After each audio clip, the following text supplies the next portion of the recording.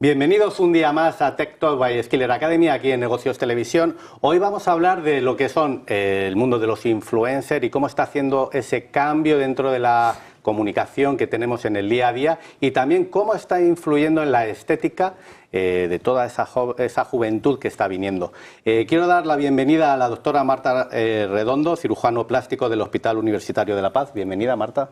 Hola, buenos días. Y a Carlos López González, fundador y editor del Diario de Madrid. Bienvenido, Carlos. Muchas gracias, buenos días. Vamos a comenzar también dando la bienvenida a alguien que tenemos en online para que nos ponga un poco en contexto cómo hemos pasado de esas notas de prensa y esos comunicados a casi vídeos realizados por inteligencia artificial.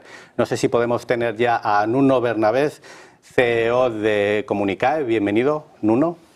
Hola, buenos días. ¿Cómo has visto ese cambio en esa evolución de la comunicación de las empresas? Que hemos pasado prácticamente de hacer notas de prensa a vídeos automáticos con inteligencia artificial y usar toda la tecnología. ¿Cómo lo habéis visto desde Comunicae? Bueno, pues básicamente hemos intentado adaptarnos y buscar fórmulas de explorar, explorar formas de integrar la inteligencia artificial en la creación y distribución de contenido, porque básicamente, en tu introducción lo comentabas, pues la forma como es consumida la información es distinta, ¿no? No tengo los números exactos, pero 2-3 millones de publicaciones al día en redes sociales puede ser, no sé cuántas horas de vídeo por minuto, pues hay ese cambio y bueno, desde nuestro pequeño rincón, pues lo que estamos intentando es, no olvidando que empezamos como distribuidores de notas de prensa, pues adaptarnos a una realidad distinta que ha venido para quedarse claramente. ¿Y cómo ha influido toda esa llegada de cada vez más influencers en redes sociales en la comunicación de las empresas? ¿Las empresas siguen confiando en mandar comunicados e información a medios de comunicación o se van apoyando poco a poco más en todos esos influencers que hay en redes sociales? Bueno, está claro que hemos cambiado, ¿no? Y pensemos que, miraba el otro día, nosotros contamos con una base de datos de 16.000 periodistas en España y veía que según una estadística del IAB, creo, había como 160.000 influencers en España, es decir, 10 veces más. Las empresas ahora tienen un portfolio y un abanico de posibilidades mucho más grande. Lo que estamos viendo es que la manera de comunicar no puede ser igual en los medios tradicionales, digamos, y en las redes a través de los influencers, ¿no? Pero las marcas que están logrando tener éxito en este sentido, lo que están haciendo es, digamos, con una estrategia híbrida, ¿no? Porque al final un medio vende credibilidad, pero bueno, no llegas a todas las audiencias. Un influencer lo que te permite es llegar de una forma casi incluso más informal, ¿no? A audiencias a nichos que antes difícilmente llegabas, ¿no? Entonces, yo considero o nosotros consideramos como empresa, es nuestra visión de que la estrategia híbrida es la que actualmente está funcionando y por eso también los cambios que comentaba al inicio, ¿no? Van en esa línea. Y ya para finalizar, aunque espero que algún día podamos tenerte aquí y profundizar mucho más, ¿qué tendencia ves para esas empresas que quieren comunicar? ¿Seguir apostando por esos 160.000 influencers, hacer un híbrido, como mencionabas? ¿Qué recomendarías a esas empresas que están preocupadas de la comunicación en esta época? Bueno, yo creo que es fundamental la integración, ¿no? de la comunicación y del propio marketing, que a veces van como en dos líneas distintas, ¿no? Por ejemplo, el lanzamiento de un producto, ¿no? pues puedes enviar tu nota de prensa, obviamente, puedes hacer todas las campañas que haces, trabajar con influencers. Aquí yo creo que lo fundamental es trabajar con un mensaje único, ¿vale? Entonces ahí lo que he comentado, ¿no? La integración entre comunicación y marketing es una de las cosas que veo. Y después también sacar lo mejor de los varios mundos que ahora se encuentran en las empresas, ¿no? Y el análisis del impacto. Eso es fundamental, ya lo era antes y sigue siéndolo cada vez más. Tenemos la suerte en ese sentido que la inteligencia artificial pues, nos permite también conseguir esos datos que antes nos costaban mucho más. Y bueno, y después ya el tema de también en un enfoque de sostenibilidad que no es una cosa que está de moda, es realmente sostenibilidad hace parte. no está, es una moda, es algo que ha llegado para quedarse. Y Nuno, Bernabé, gracias por estar hoy con nosotros, esperamos tenerte pronto aquí y vamos a dar paso a un boletín informativo y continuamos con nuestra entrevista.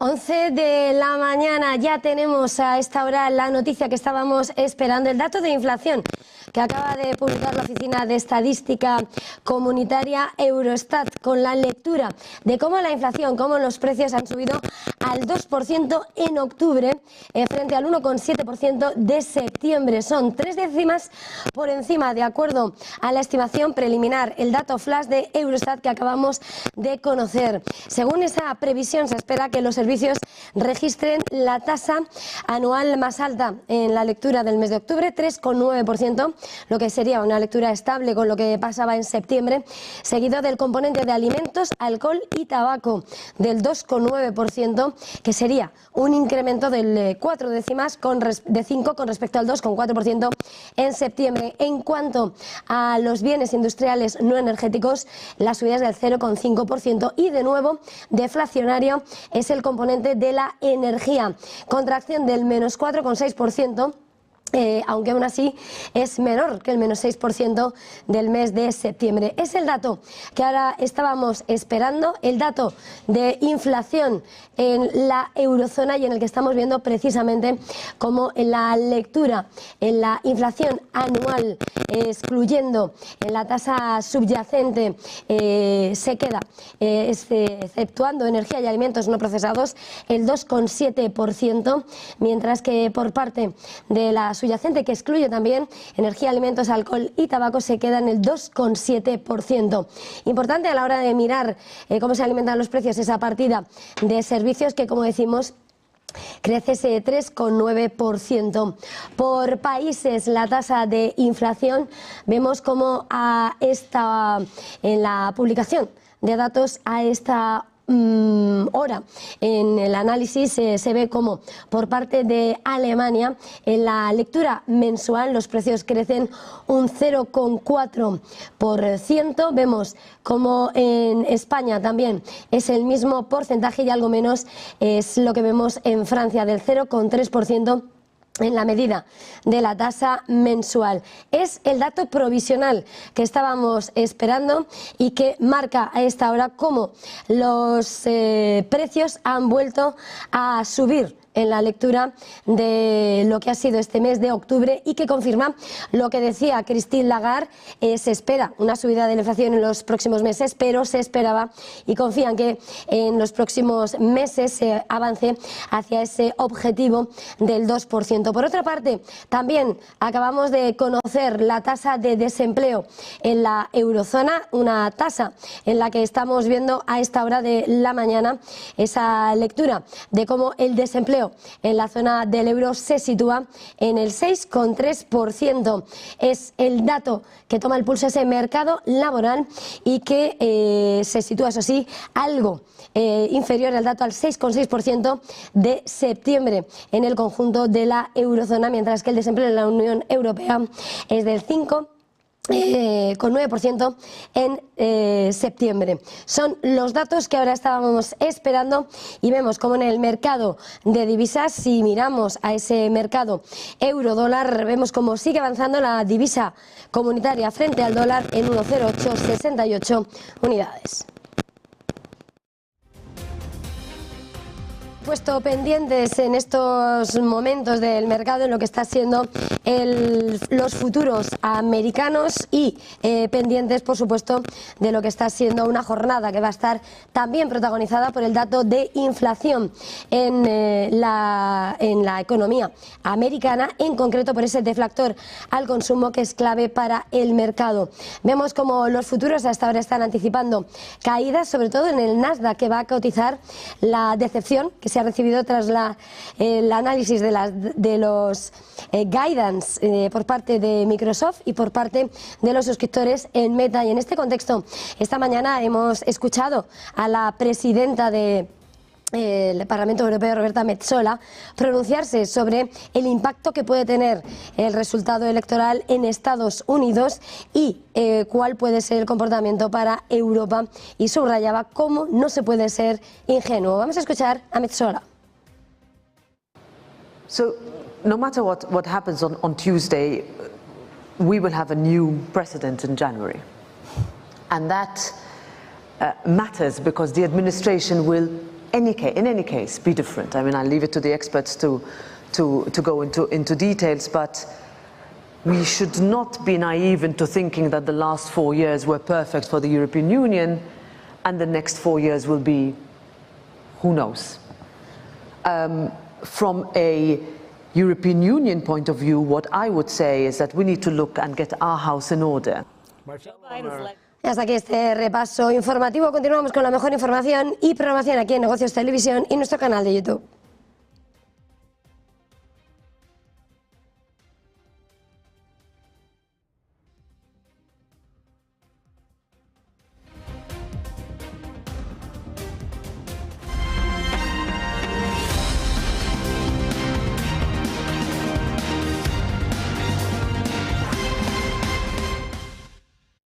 Continuamos aquí en Tech Talk by Skiller Academy hablando de todo eso, toda la llegada de influencer y cómo ha ido cambiando. Y vamos a hablar con la doctora Redondo, cómo los influencers y las redes sociales están cambiando en la percepción del físico de los más jóvenes, porque se está hablando de que entre un 14 y un 20% de pacientes entre 16 y 25 años se someten a intervenciones estéticas.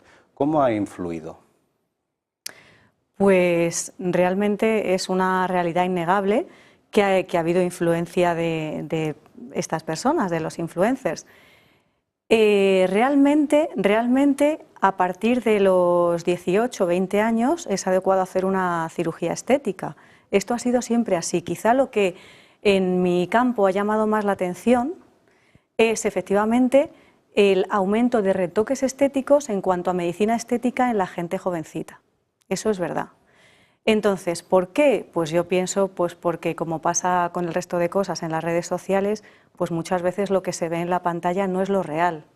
Entonces, obviamente, la gente tan joven pues está muy pendiente de gente más o menos de su edad, qué cara tiene, qué ojitos tiene, qué nariz tiene, y entonces eso les hace también pues ser más susceptibles a este tipo de retoques estéticos. Y lo ven sobre todo también, entiendo, en los colegios. En los colegios los más jóvenes se comparan con lo que van viendo en redes sociales y en los institutos también, ¿no? Sin duda, sin duda. Por eso es tan importante. Yo personalmente como cirujana plástica pues soy muy partidaria de que no se hagan intervenciones de cirugía estética en menores de edad. Pero bueno, yo sé que es algo que no es compartido por todo el sector. No estoy hablando de cirugías reparadoras, pero sí de cirugías estéticas, porque la persona tiene que tener siempre una madurez, tanto física como psicológica, para hacerlo. Pero efectivamente estamos pasando un poquito el filtro. No es mi caso, pero se está pasando un poco el filtro con lo que digo, pues con la medicina estética. Y entonces la medicina estética hay que entender también que es un acto médico y que la gente muy joven pues no debe realizarlo, y mucho menos menores de edad. Pasa en los colegios, pasa en los institutos y a lo mejor podemos ver a alguna persona muy jovencita, como tú dices, pues de 16 años o menor, retocada, sí, pero por eso es muy importante cuando esto surge que se acuda a los profesionales adecuados, porque un cirujano plástico con una preparación y una ética en condiciones nunca va a hacer ningún retoque estético a ningún menor. Pero que ha aumentado la demanda y han aumentado las consultas de estos niños, de estos jóvenes, sin duda. Carlos, estuvimos el lunes tú y yo juntos en una de las masterclass que hacemos en el instituto. Vino el presidente José María Aznar y comentó varios mensajes. Uno que me llamó la atención es que sobran influencers y faltan líderes. Tú, habiendo lanzado este medio de comunicación que es el Diario de Madrid, que es una cabecera histórica, ¿percibes eso? Que realmente hay mucho influencer, pero que no tenemos líderes como los que había antes. Sí, el impacto de las redes sociales ahora mismo es algo muy voluble, son permanentemente impactos que estamos recibiendo, que igual que vienen se van, pero claro, nos van dejando rastro, ¿no? Entonces vamos a lo inmediato, a lo rápido, sin buscar esa contextualización, quizá ese ver ese futuro, ¿no? Es decir, la gente que va a recurrir, por ejemplo, en este caso a este tipo de arreglos, hay que ser conscientes que es para toda la vida. Entonces, vamos a lo inmediato y nos olvidamos de lo que vendrá después. Entonces, sí es verdad que efectivamente ahora mismo es todo para allá, es todo lo que vemos, es todo lo que consumimos y quizá nos olvidamos del contextualizar, del ver de dónde vienen las cosas, de conocer un poco la historia, de parar un momento y decir, oye, vamos a... y sobre todo la gente joven, que es la que más ha nacido pues, en este nuevo ambiente, en este nuevo ecosistema que tenemos. Claro, no tenemos que mirar muchos años para atrás para poder comunicarte con una persona, tenía que ser mediante correo postal, quizá, no tanto ya ni el teléfono. Entonces, ahora mismo puedes estar comunicado con cualquier punto del mundo. Nosotros tenemos gente de opinión que escribe desde Latinoamérica, que escribe desde Oriente, que escribe y te lo mandan y ahora no hay problema. O sea, nosotros ahora mismo no tenemos que, antes si querían mandarte eso, o te lo tenían que dictar por teléfono, o te lo tenían que mandar por correo, por lo tanto tardaría semanas en llegar. Entonces ahora mismo es lo inmediato, es el impacto y no paramos. Entonces, claro, todo esto... Y una cosa que me llama la atención, yo vengo de trabajar mucho tiempo en el mundo de comunicación. Siempre que veías algo en las redes sociales, lo siguiente que hacías era ir a tu medio de comunicación de referencia para ver si era verdad. Ahora creo que eso se ha perdido, ¿no, Carlos? O sea, ahora ya, el otro día creo que coincidías con una serie de profesionales en los que tú les mencionabas a Maduro y no sabían quién era. Y estamos hablando de profesionales que deberían más o menos conocerlo, ¿no? Sí, estamos en una conversación y era tema de actualidad hace semanas ya con el tema de las elecciones y lo comenté, pero Maduro, ¿qué? No, Nicolás Maduro, ni idea. Y gente pues de mi quinta, 33, 35 años. Digo, pero vamos a ver, esa actualidad, es inmediatez. Digo, vosotros por la profesión vuestra tenéis que estar informados. Había varios de ellos que no tenían ni idea. Entonces no se hace un seguimiento. Un poco nosotros lo que pretendemos con el periódico es esa contextualización, ¿no? Si sucede una cosa, contextualizarla, no ir solamente al hecho en sí, no ir al clickbait, sino contextualizarla, ponerla pues bien con hechos históricos, porque hay cosas que no conocemos o que nos quedan un poco lejos en la memoria, o bien con el entorno, ¿no? Es decir, no, mira, es que esta situación está siendo llamativa, ya, pero ¿qué pasa alrededor? ¿Qué es lo que hay? Que al final yo creo que es lo que realmente puede aportar los medios de comunicación, ¿no? Ese trabajo periodístico, esa investigación, ese contexto de la actualidad. Marta, también se está hablando de desinformación en redes sociales relacionados con el tema de la salud. Yo he visto vídeos en los que te dicen no tomes huevos porque te va a dar problemas, provocan cáncer, el café tiene 5 venenos, la leche da cáncer, la fruta tiene problemas de hígado graso, come un ajo al día.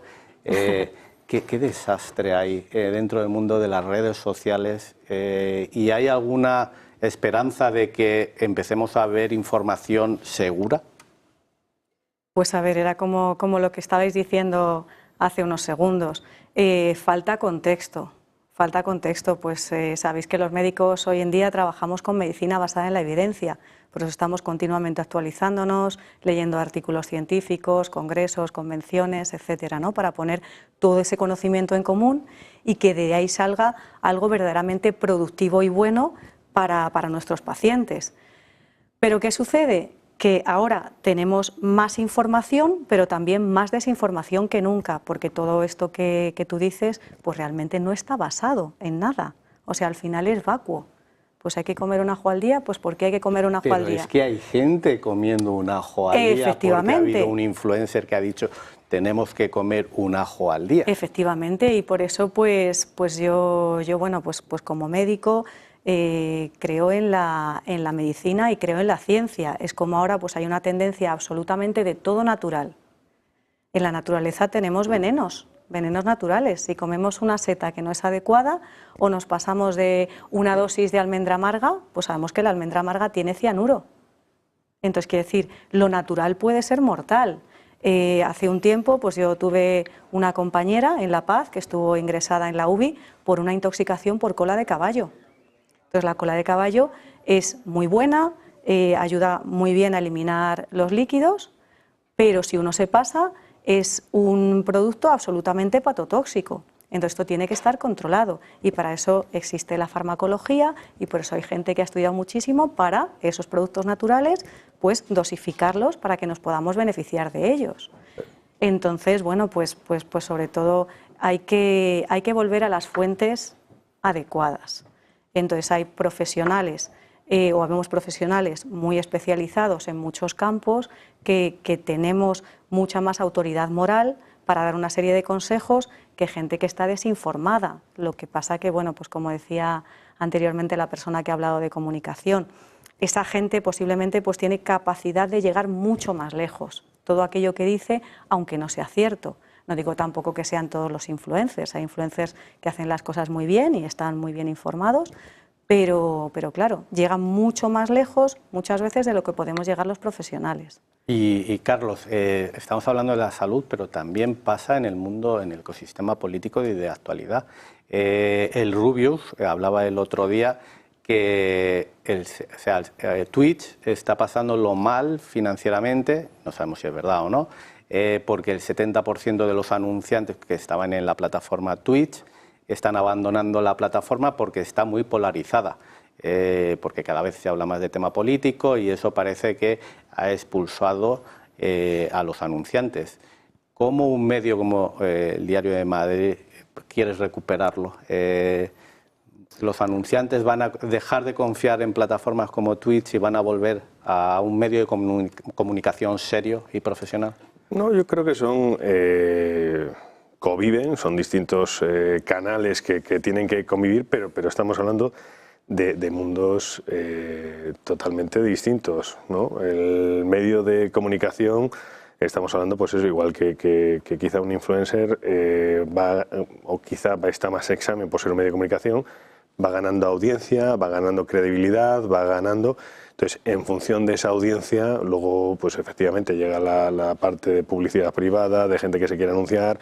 Y luego, un poco, que yo siempre lo he visto así, ¿no? Al final, los valores que tiene el medio o todo aquello que asociamos con el medio se pasa a los anunciantes, al igual que todo aquello que el anunciante tiene. Tú, si entras en un medio y ves anunciado algo que a ti te produce rechazo, automáticamente vas a asociar eso con el medio y te va a producir rechazo, y a la inversa, ¿no?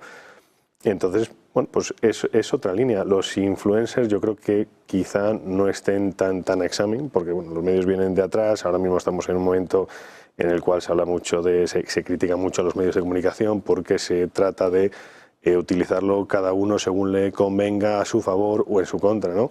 Entonces nosotros, los medios, yo considero que tenemos que estar en otra línea de contextualizar, de tratar de investigar un poco más, de no buscar lo efímero, de que pues, convertirte en el referente de cabecera a nivel informativo y de contextualización, repito, de las informaciones que hay. Entonces son cosas que yo no lo veo, sino yo creo que hay convivencia. De hecho hay gente que mueve en redes sociales, que está con nosotros escribiendo opinión, con nosotros lanza un mensaje o lo desarrolla de otra manera, en sus redes lo mueve y al final pues son distintos canales y además cada uno luego pues al final pues su vida y según lo que hagas pues la publicidad te vendrá o la publicidad se tira.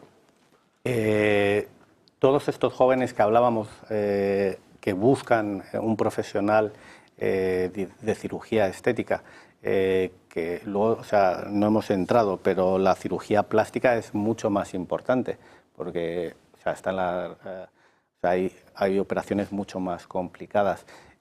¿Cómo puede encontrar esa gente joven un especialista de verdad?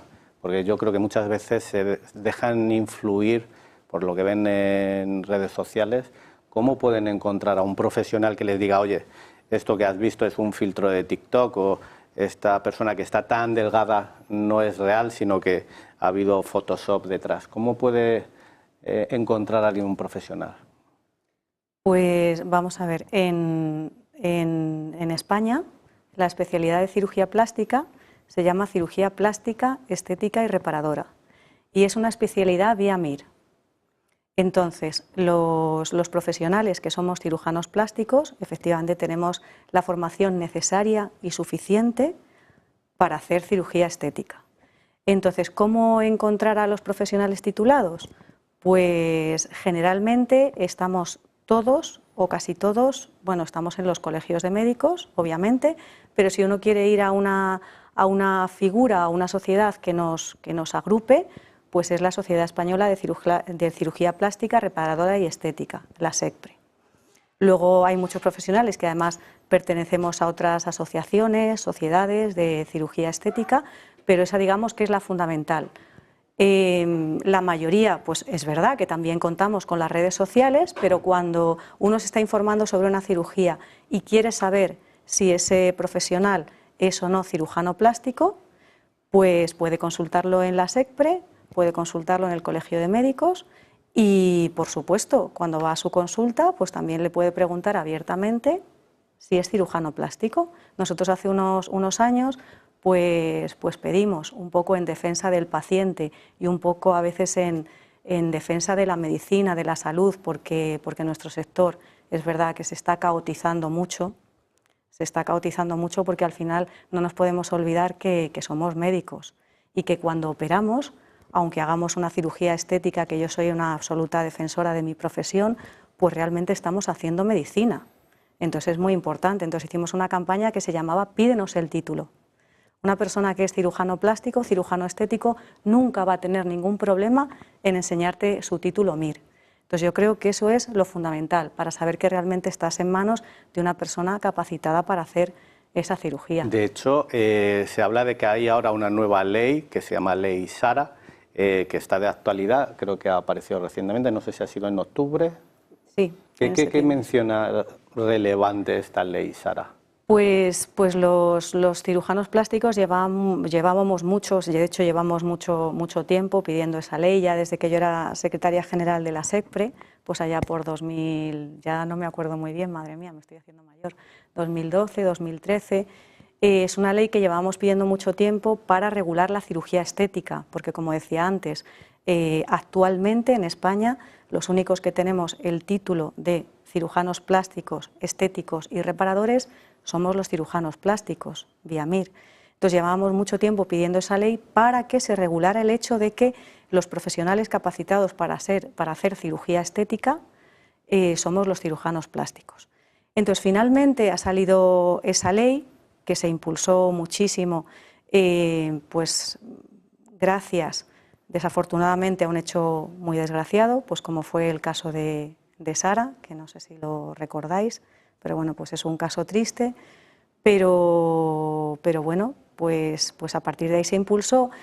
Y bueno, está muy bien que haya quedado por escrito que efectivamente pues la cirugía estética deben hacerla cirujanos plásticos, estéticos y reparadores, pero también es verdad que queda un margen abierto para todas aquellas especialidades que también se formen en determinadas áreas específicas.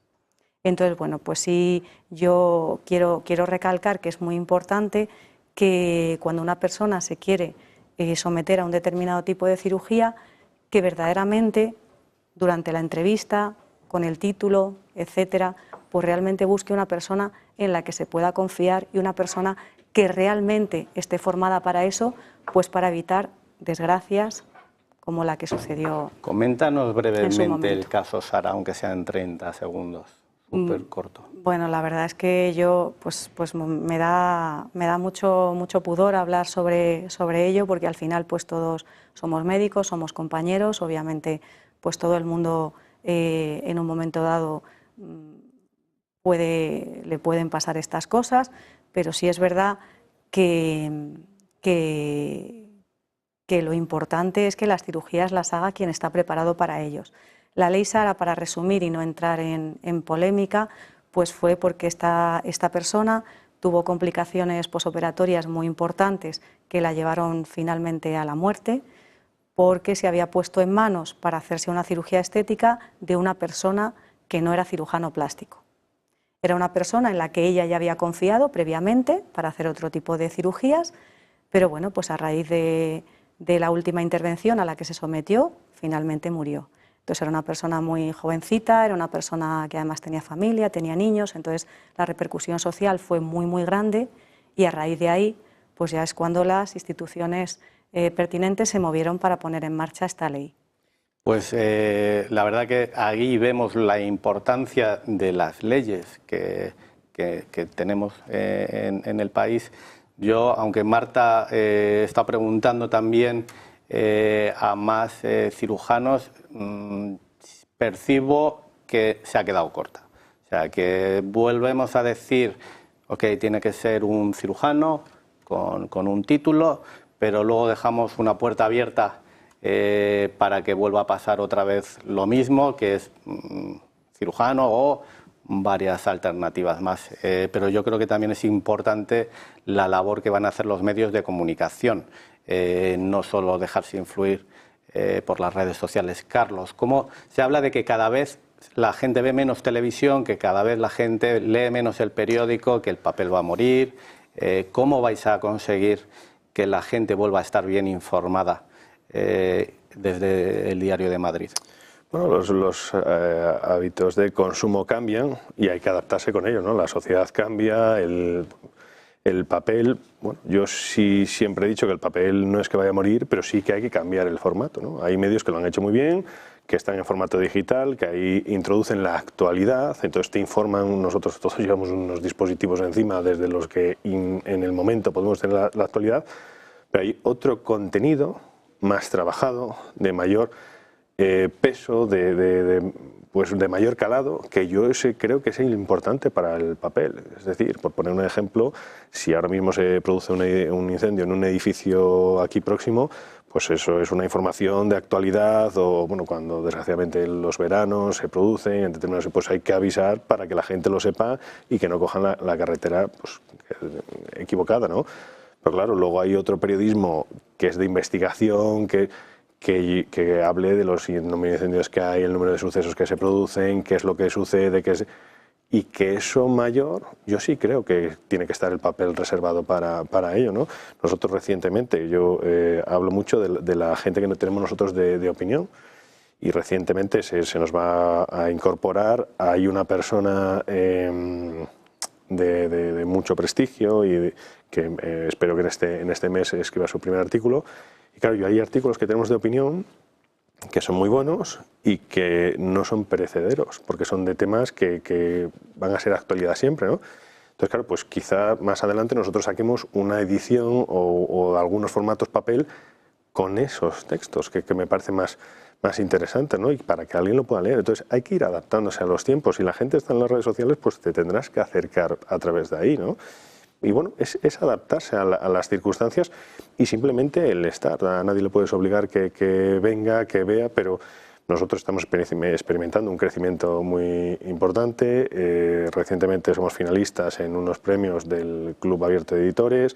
O sea, está habiendo un reconocimiento a esto y somos de los más nuevos como proyecto de los que estamos aquí, ¿no? Entonces, al final, pues es el ir buscando un camino para que la gente venga, te lea, vea realmente lo que tienes diferenciador, ¿no? Al final, pues alguien en redes sociales te comenta un tema, pero quizá no lo trabaja con el detenimiento que lo trabajamos o con los puntos de vista que nosotros hacemos, ¿no? Al final, pues escribe uno de opinión sobre una cosa y le contesta otro de los columnistas que tenemos y ahí se establece un diálogo y eso para contextualizar dos puntos de vista, que es lo más importante, ¿no? Fomentar el debate, fomentar que abiertamente no haya una crispación, sino que se pueda debatir con argumentos y exponiendo las ideas, que eso es lo más enriquecedor que hay y ahí fomentamos. Entonces, eso que quizá no se da en otros ámbitos, pues vamos a tratar de trasladarlo de nuevo a los medios de comunicación, a ver si a partir de ahí vamos trasladándolo a otros sectores, a otros ambientes, a otros tal. Entonces, yo creo que por ahí vamos a tener el camino. Pues creo que vamos a ir un momento a boletín informativo y de nuevo volvemos aquí en Tech Talk by Skiller Academy en Negocios Televisión.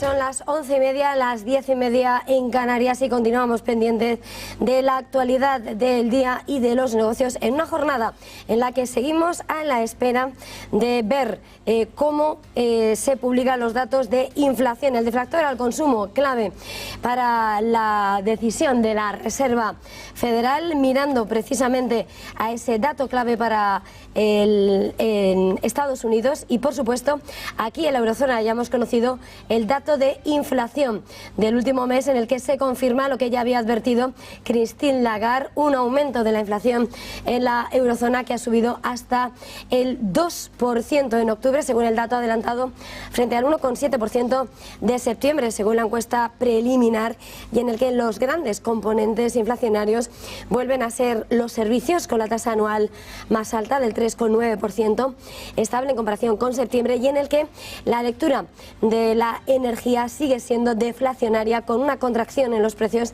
del menos 4,6%. En la subyacente, una vez que se excluyen energía y alimentos no procesados, vemos una inflación del 2,7%, lo que supone una subida mensual del 0,2%. Es en la subyacente que también incorpora esa oficina de estadística comunitaria que excluye energía, alimentos, alcohol y tabaco, también es del 2,7% con la misma representación. En la tasa lo que hemos visto es cómo los servicios siguen siendo el mayor motor inflacionario con esa subida del 3,9%.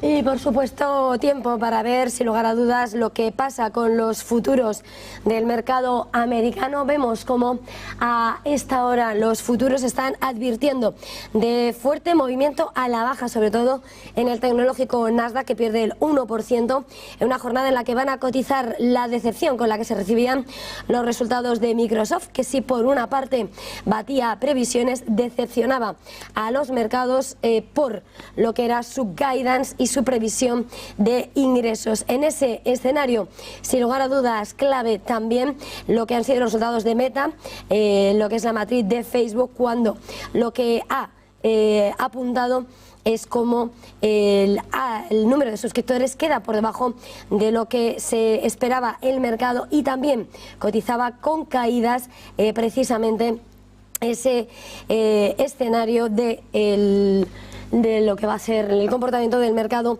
del Nasdaq. En Europa vemos marea roja en los principales índices. El IBEX 35 pierde un 0,10% hasta los 11.700 puntos y ganancias y caídas importantes son las que se extienden a esta hora, mirando precisamente a los mercados en Europa, en ese CAC 40 parisino, donde vemos como el retroceso a esta hora cotiza con una caída del 0,94%, o el DAX que se deja el 0,47% y un Eurostock 50 que se deja ese 0,90%. Y entre las noticias del día tenemos que mirar a esta hora a lo que son la mirada a las elecciones en Estados Unidos y la valoración que ha hecho Roberta Metsola, presidenta del Parlamento Europeo, cuando en la conferencia internacional de la banca que el Banco Santander ha celebrado esta mañana se le ha preguntado sobre qué se puede esperar de cara a ese cambio en la Casa Blanca, y lo que ha señalado es que no se puede ser ingenuo. What happens on Tuesday, we will have a new president in January. And that matters because the administration will, in any case, be different. I mean, I'll leave it to the experts to go into details, but we should not be naive into thinking that the last 4 years were perfect for the European Union and the next 4 years will be, who knows. From a European Union point of view, what I would say is that we need to look and get our house. Y en página de geopolítica, por supuesto, mirando a la guerra en Ucrania y las declaraciones del jefe de la diplomacia comunitaria, Josep Borrell, ha denunciado que el despliegue de las tropas norcoreanas en suelo ruso en apoyo de la guerra ilegal de Rusia se trate de un acto hostil con graves consecuencias para la paz y la seguridad europea y mundial. Ha advertido cómo el régimen de Pyongyang ha estado suministrando armas y municiones a Rusia en apoyo de su guerra contra Ucrania y que la presencia de varios miles de soldados que cooperan con el ejército ruso representa una flagrante violación de la Carta de Naciones Unidas y de múltiples resoluciones de Naciones Unidas. Así afirma que Corea debe dejar de prestar apoyo a los esfuerzos bélicos de Rusia, que la Unión Europea coordina con socios internacionales sobre este asunto. Dice que el continuo apoyo militar de Corea a la agresión de Rusia contra Ucrania recibirá una respuesta adecuada.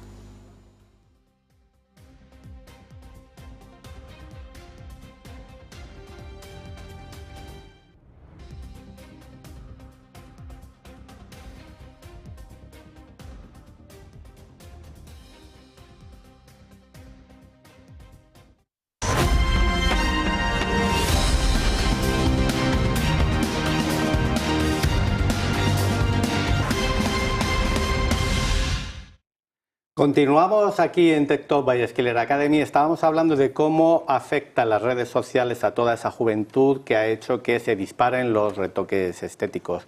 Y voy a preguntar a la doctora Redondo sobre una cosa que me preocupa. O sea, me comentan varias profesoras que se pasan los niños haciendo TikTok todo el recreo y que cada vez se comparan más el cuerpo que tienen. Ha pasado de que toda esta parte de medicina, de cirugía plástica, de ser algo tan importante como yo que sigo la trayectoria que ha tenido, o sea, reconstrucción mamaria, de cuando alguien ha tenido un accidente de moto y hay que hacer algo de reconstrucción. ¿Los niños están perdiendo un poco la visión de la importancia de todas estas cirugías? Pues, a ver, claro, los niños al final son niños. Es verdad que antes los niños no tenían acceso a tantísima información como tienen ahora y de hecho, pues claro, todas estas cosas... no quiere decir que antes no hubiera patrones de belleza y que los niños y las niñas no quisieran pues ser todos guapísimos, y al final antes teníamos las películas de Disney, ¿no?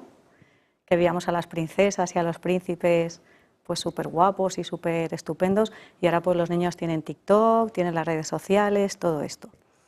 Realmente, como yo decía antes, yo creo que lo fundamental en todo esto, porque antes eran los patrones de belleza, eran esos, o nos fijábamos en eso, ¿no? En eso y en las modelos o los modelos, y ahora, bueno, pues lo tenemos todo el rato, o lo tienen los niños todo el rato en una pantallita. Ahora los niños quizá se pueden obsesionar más, pero lo que sí es cierto es que cuando esos niños o esas niñas, si se da el caso, llegan a una consulta de cirugía plástica y estética, lo fundamental es saber decir no. Porque como yo decía antes, lo de no hacer cirugía estética o medicina estética en niños, hablando de niños pues menores de 18 años, o bueno, vamos a decir adolescentes, ¿no? En gente muy jovencita, pues eso también tiene sus bases, que para mí la fundamental es la que he expresado, que no hay una madurez física y tampoco hay una madurez psicológica. Cualquier acto médico que hagamos, aunque sea una inyección de ácido hialurónico, tiene unas consecuencias que quizá pues un niño, aunque yo sea, como os decía, firme defensora de todos los procedimientos que hago, pero que ni un niño ni una niña posiblemente lo necesite y además tampoco está preparado. Entonces, lo que tenemos que saber es decir no. Y eso es lo más importante en nuestra profesión. Entonces, yo creo que es verdad que los cirujanos plásticos, como decíamos antes, pues somos además cirujanos, o los cirujanos estéticos, somos cirujanos plásticos y reparadores. Claro, tenemos una formación y tenemos una cartera de servicios tan amplia que efectivamente no solamente es la cirugía estética, que como os decía antes, pues a mí me encanta y soy una convencida de la cirugía estética, pero también toda la cirugía reparadora, toda la cirugía de los defectos oncológicos, toda la cirugía de los traumatismos, efectivamente. En un proyecto de cirugía reconstructiva, ¿no? Claro, bueno, yo en La Paz, pues desde que terminé la especialidad, me he dedicado fundamentalmente a la reconstrucción mamaria. Ahora pues hace un año terminó mi proyecto de implantar la reconstrucción mamaria y la cirugía plástica en el Hospital del Norte, en Madrid, y ahora bueno pues he vuelto a La Paz. Actualmente estoy de excedencia, estoy dedicándome a mi actividad privada, pero realmente, claro, yo llevo muchos años, llevo 15 años como especialista, pues haciendo cirugía reparadora en La Paz. Entonces, efectivamente, la reconstrucción mamaria, los reimplantes, pues la atención a quemados. Quiero decir, como cirujano plástico siempre tienes una visión de la cirugía y la medicina súper amplia. Claro, es que no es solamente la estética. Es que la gente solo que ve es muy la importante. Estética, no ve la importancia de lo que hace un cirujano plástico. Claro, entonces, quiere decir, cuando tú haces una cirugía estética o haces un procedimiento médico estético, realmente eso tiene unas repercusiones que son muy buenas cuando se hacen en la persona indicada y cuando ese procedimiento está indicado. Pero en lo que yo pienso, y sé que muchos compañeros piensan como yo, un menor no necesita esos procedimientos, pero además no está preparado para ellos. Entonces hay que filtrar muy bien. Es que la SECPRE está hablando de que hay un 10% que acuden a cirujanos plásticos porque lo han visto en redes sociales y un 5% quiere parecerse a algún famoso, que ahora puede ser que ese famoso ni exista, porque si es una imagen creada con inteligencia artificial, a lo mejor no es como quiero parecer a alguien de una película de Disney, sino que a lo mejor me quiero parecer a alguien que no existe. Sí. Entonces, tiene que ser difícil, después de estar en reconstrucción mamaria, ver a alguien que se quiere parecer a un famoso, que se lo toma tan trivial. Sí, lo que pasa que quiere decir lo que yo os decía antes, lo más importante es saber decir no. Posiblemente vas a decir no a una personita de 16 años que a lo mejor está, en algunos casos puede estar justificado el que demande una... Estoy hablando, como digo siempre, de cirugía estética, no estoy hablando de cirugía reparadora. Por supuesto, yo he hecho mucha cirugía reparadora en menores y cirugía infantil. Cirugía de defectos o cirugía de traumatismos o etcétera.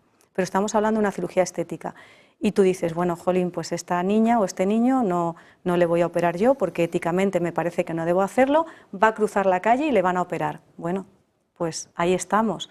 De hecho, sabéis, pues ahí en Estados Unidos se lleva haciendo muchísimos años pues auténticas barbaridades y son Estados Unidos. No sé si conocéis la figura de Black Alien. No. Pues es un señor que le falta un pedazo de nariz, que tiene las orejas amputadas. Creo que lo último que se ha hecho es amputarse un pulgar. Yo he estado muchos años reimplantando dedos y miembros en La Paz. Pues si ese chico tiene todas esas mutilaciones es porque hay un cirujano detrás que lo está haciendo. Por eso cuando yo pues digo, yo pienso así, sé que muchos compañeros piensan como yo, pero en el colectivo pues tampoco estamos todos de acuerdo.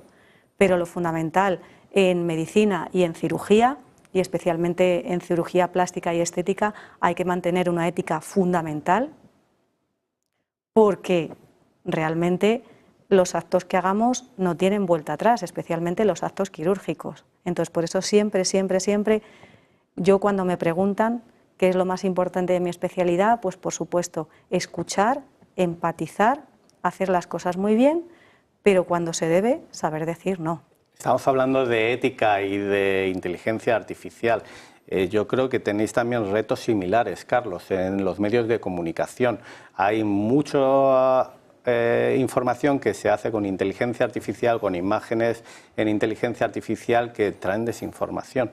El papel de los medios de comunicación como el que tienes y esa labor ética de comunicar e informar de forma precisa es una apuesta, ¿no? Hombre, y tanto, y enlazando con lo que estáis comentando vosotros, ¿no? Las cosas tienen, hay que tener un mínimo de ética. Todos los avances que tiene la sociedad, tecnológicos, de innovación, hay que saber para qué se aplican, porque efectivamente todos los avances son positivos siempre y cuando tenga una aplicación lógica y salgamos de los usos viciados de los mismos, ¿no? La inteligencia artificial, por ejemplo, es una herramienta muy buena ahora mismo para todos los sectores, para trabajar con ella. Claro, lo que no podemos pretender, como está pasando, es decir, no, bueno, es que vamos a utilizarla para la redacción de noticias. Ha pasado. Yo no hace mucho leí una noticia de un medio muy importante que hablaba de los sitios a visitar en una ciudad. Es que nadie revisó esa noticia. Solo cuadraba una cosa con una imagen. El resto es que no coincidía ni en la comunidad autónoma. Y había una imagen que yo creo que no era ni del mismo país. Porque yo eso en España no lo conocía. Y yo, claro, cuando lo vi, dije, ¿quién ha permitido? O sea, no concebía ni que hubiera sido... Y ya con detenimiento y contrastando con otro redactor de otro medio, me dijo, no, noticias estas las están generando con inteligencia artificial y así las hacen, así las sacan.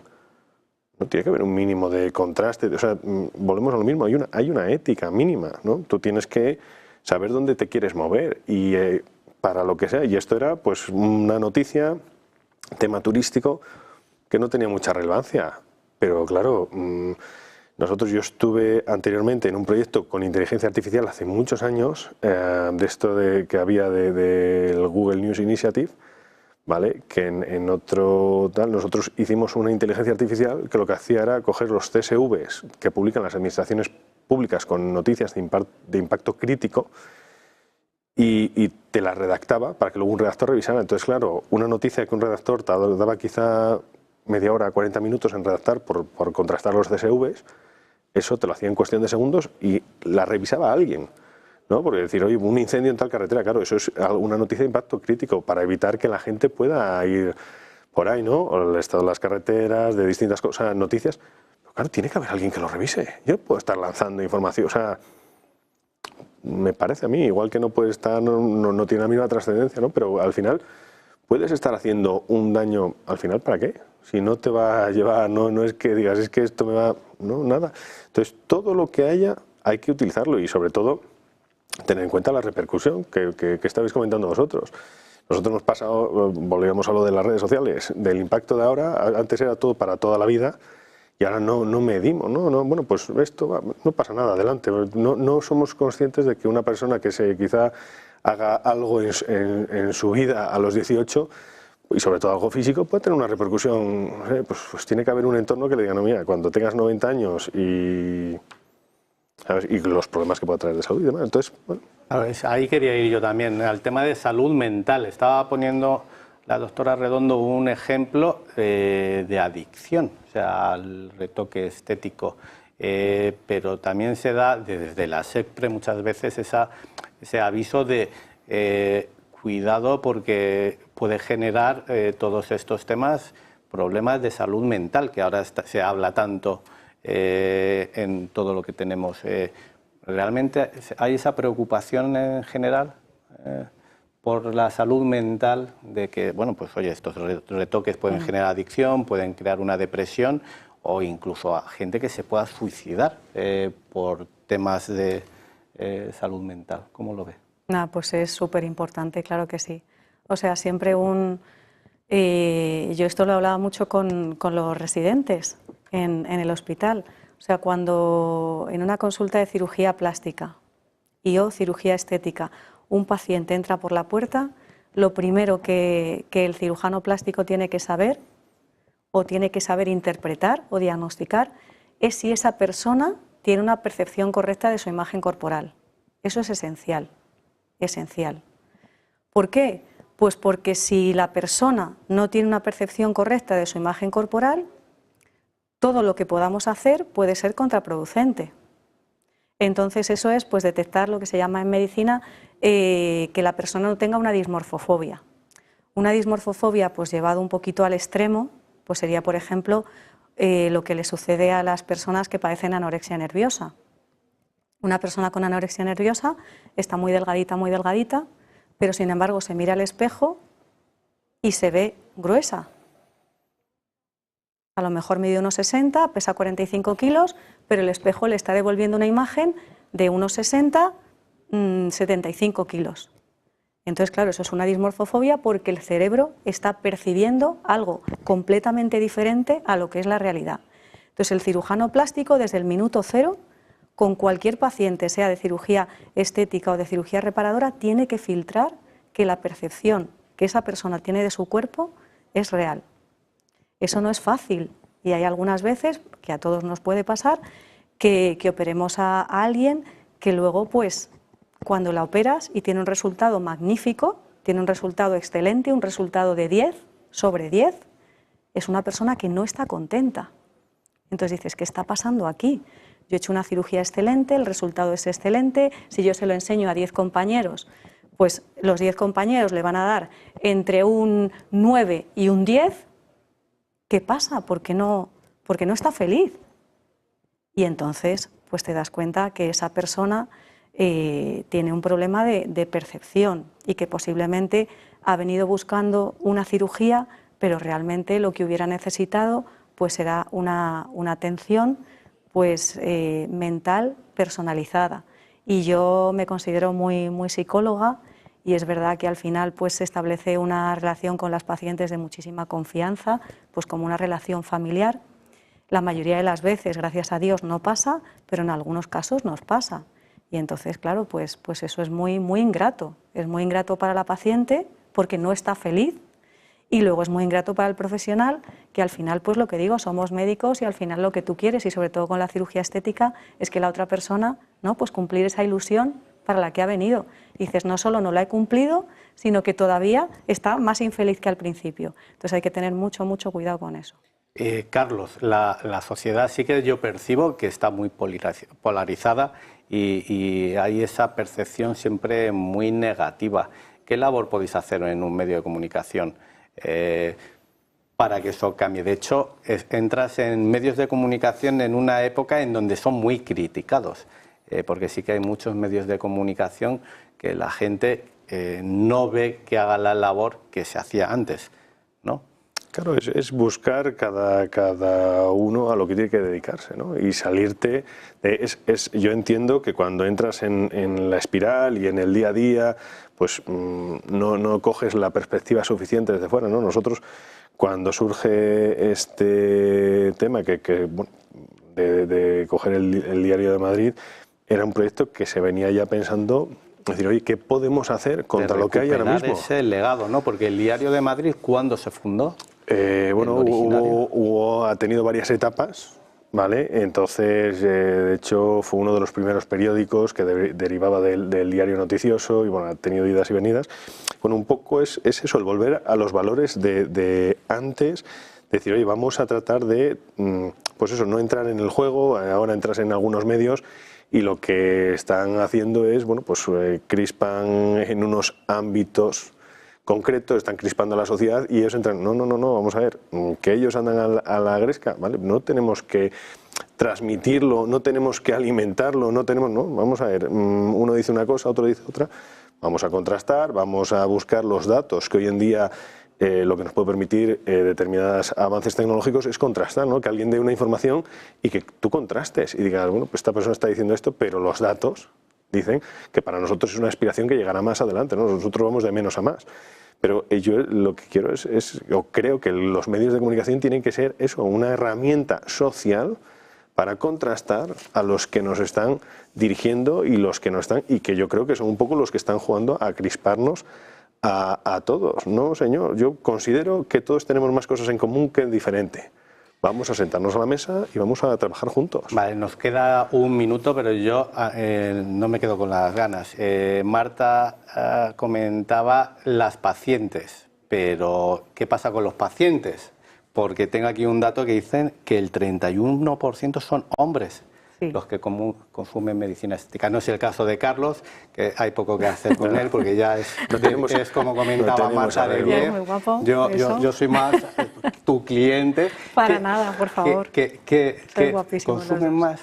¿Qué tipo de...? Sin duda. Es verdad que a lo mejor por deformación, porque yo es verdad que tengo más pacientes mujeres que hombres, pero también tengo muchos hombres que son pacientes estupendos. Es verdad, ha aumentado la demanda de cirugía estética y medicina estética por parte de los varones, pero bueno, también es algo natural. Quiere decir, pues yo creo, no sé si estaréis de acuerdo conmigo, que los hombres cada vez os cuidáis más.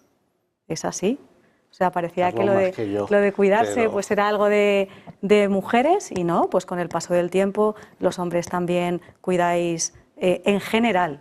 Hombres deportistas ha habido siempre, pero cuidáis mucho más el deporte, mucho más la dieta, compráis más cosméticos y entonces, bueno, pues también acudís afortunadamente más a los cirujanos Como plásticos. Estamos finalizando, ¿cómo podemos ver más información de tu clínica o de toda esta información estética de la SECPRE? ¿Dónde podemos encontrar? ¿En Internet? En Internet, mi página web es www.doctoragarciaredondo.com.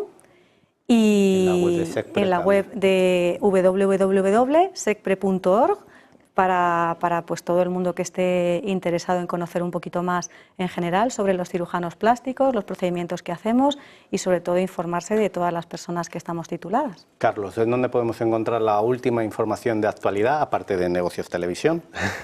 Pues en eldiariodemadrid.es. Fenomenal. Pues hasta aquí ha llegado el programa de hoy de Tech Talk by Skiller Academy. Nos vemos la semana que viene.